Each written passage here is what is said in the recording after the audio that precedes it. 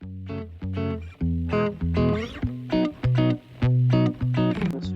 MBBS Online Lecture 2021. The topic for today's lecture is about bleeding disorders. So, after completing our hemostasis topic in the previous lecture, we are starting the bleeding disorders and its pathology. Let's get started. First of all, outlines for today's lecture. Number one is an overview of normal hemostasis that we have discussed in detail in the previous lecture. Quantitative and qualitative abnormalities, coagulation factor abnormalities, diagnostic approach of bleeding disorder. The reason for making these videos after completing hemostasis is because we would well aware with the quantitative and qualitative abnormalities. What are these? Coagulation factor abnormalities. If there are any missing coagulation factor that we have discussed in the coagulation pathways, what are the abnormalities, what are the causes, and what are the results for these abnormalities. Okay. Diagnostic approach for bleeding disorders. Okay. Let's come to the normal hemostasis. It is a well-regulated process, as we have discussed that it is a process by which stops the blood loss, that is from damaged vessel. Okay, to induce the rapid formation of a localized hemostatic plaque at a site of vascular injury. Bleeding and clotting is well regulated by hemostasis. Main pillars of hemostasis: blood vessels, platelets, coagulation factors, fibrinolysis. These are the main steps hemostasis. Primary hemostatic plaque means formation of a platelet plaque, and we have discussed in the previous lecture. I would not waste time in discussing these things. These are the intrinsic pathway and their coagulation, intrinsic and also extrinsic and a common pathway. Okay. Coagulation cascade, the same. Fibrinolysis, the activation of plasminogen to plasmin that cleaves the fibrin threads and dissolve the dissolve the clot. That is by activation of plasminogen activator. This is fibrinolysis. Major components of hemostasis: vasoconstriction, that is the main first step, then platelet activation, platelet plug formation, mean by aggregation and retraction of platelet, then activation of coagulation cascade that forms fibrin thread that form blood clot. And after the formation of blood clot, it needs to be dissolved by plasmin, that is dissolved by plasmin to degrade the clot. And this is a overall hemostasis in one slide. That is primary hemostasis, formation of platelet plaque; secondary hemostasis, blood clot formation. Okay. What are the bleeding disorders? These are classified in the vascular abnormalities, platelet disorders, clotting factor abnormalities, and DIC, disseminated intravascular coagulation. We will discuss each and every aspects in detail. Platelets. What are platelets? These are formed from promegakaryocytes to megakaryocytes, and when megakaryocytes are break into pieces, in small pieces, the platelets are formed. These are derived from hematopoietic stem cells.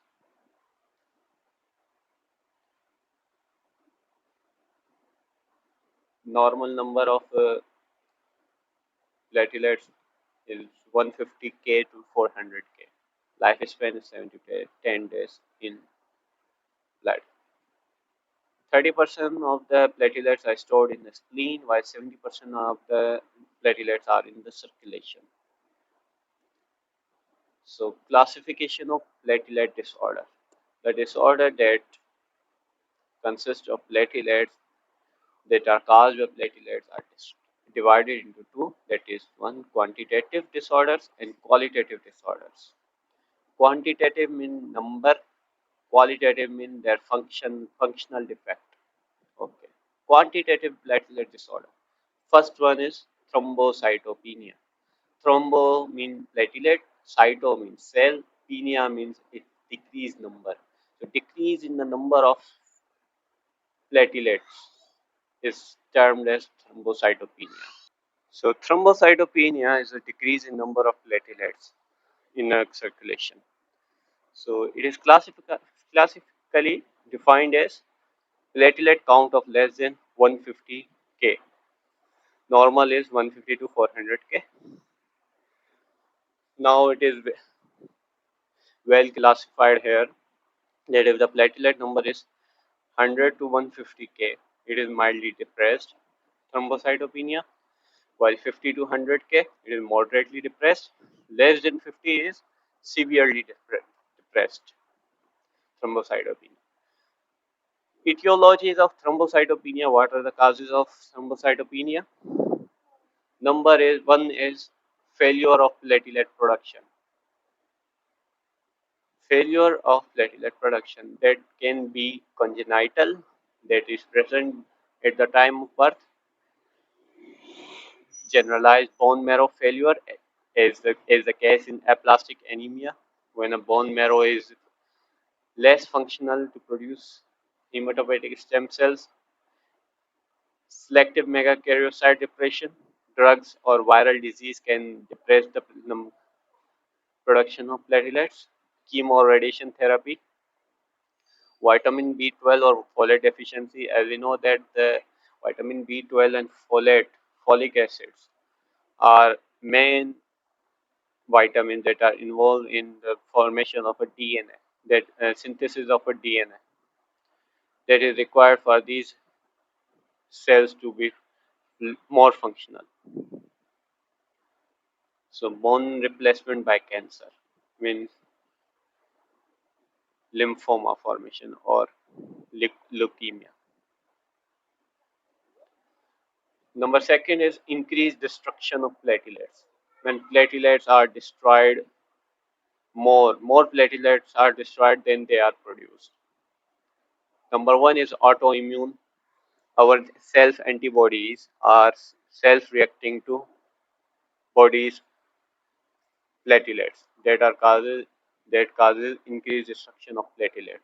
That may be idiopathic, mean no known cause. Can be infections, just like in dengue infection.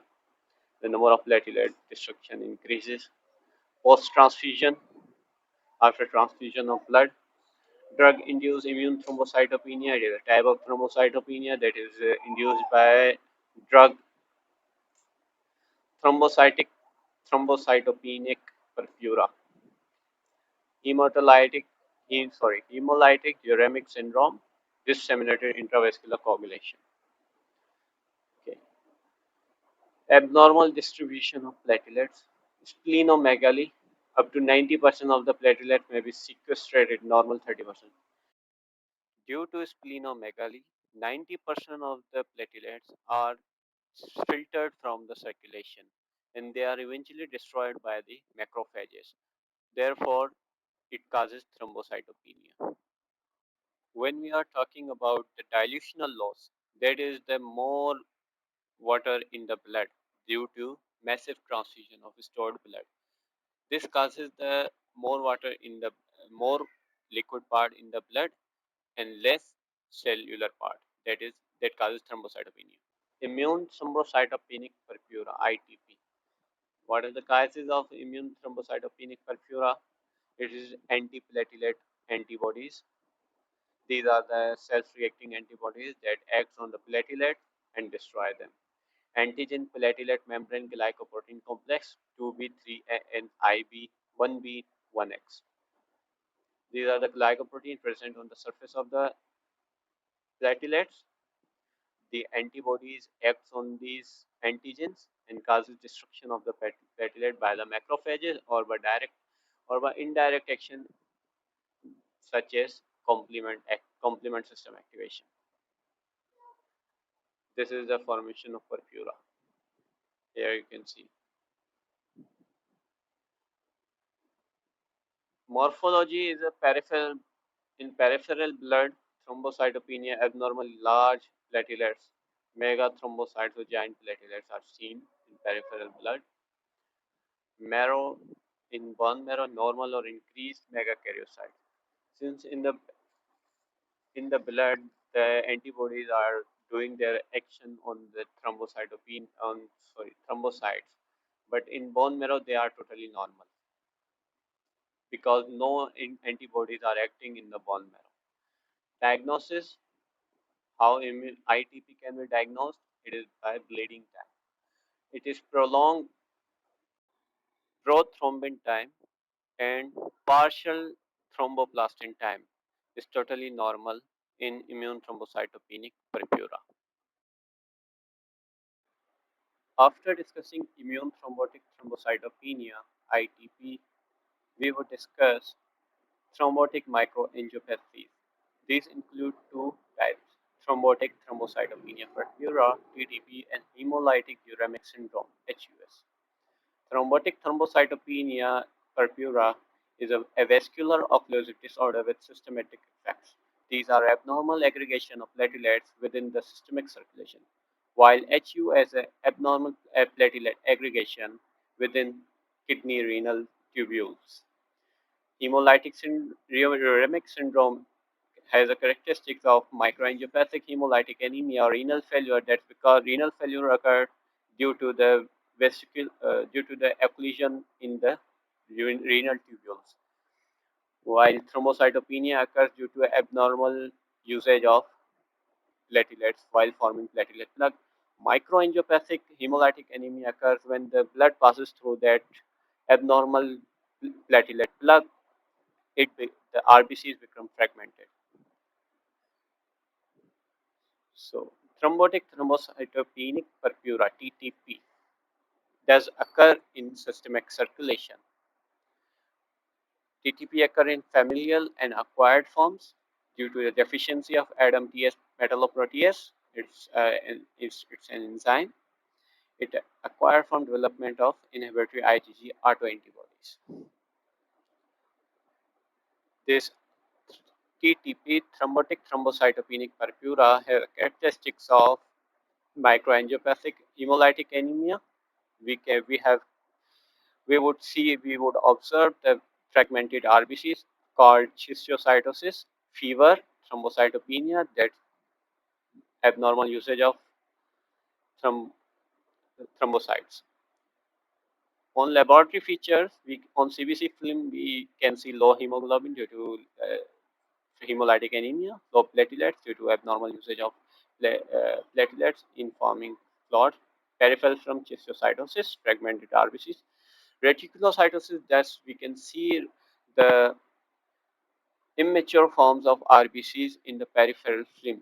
That's because due to extramedullary hematopoiesis does occur due to stimulus from the increased destruction of RBCs that causes the hematopoietic stem cells to produce more and more RBCs, and in that process reticulocytosis occurs. Raised indirect bilirubin levels due to hemolytic anemia. Bilirubin level also increases. As you can see in the peripheral film, you can see the schistocytosis cells. Now we are moving towards the classification of. We have discussed quantitative disorders. Now here is the qualitative disorders that may be inherited or acquired disorders. It is basically the platelet functional disorder. Platelet are not functioning properly. Yes, such as in this whole picture, the qualitative platelet disorder is described, well described. First one is deficiency of glycogen thrombocytopenia, that is the deficiency of glycoprotein 2B and 3A complex present on the surface of platelet. Now there is a BERNARD-SOULIER syndrome, that is the deficiency of glycoprotein 1B also present on the platelet, that is a main for the aggregation of platelet. Now there is a 1 Willebrand deficiency factor that is a main for attachment of platelets to endothelium wall. So its deficiency would cause von Willebrand disease.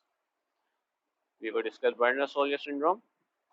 It is an autosomal recessive inheritance,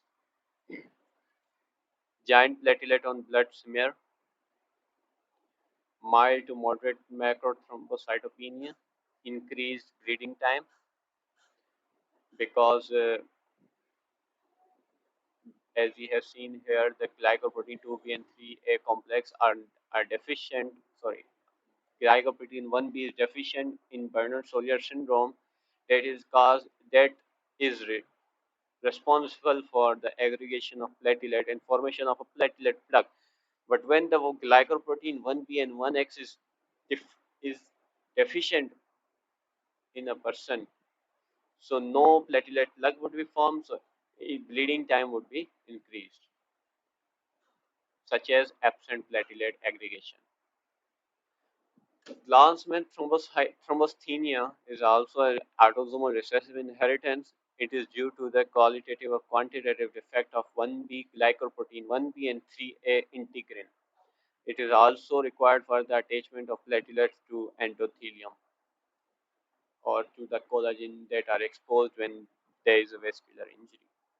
So when these are deficient, no platelet plug would be formed and bleeding time would be increased. So that's the end of the lecture. By the way, if you are enjoying this video, a sub to the channel would be well appreciated. Thank you.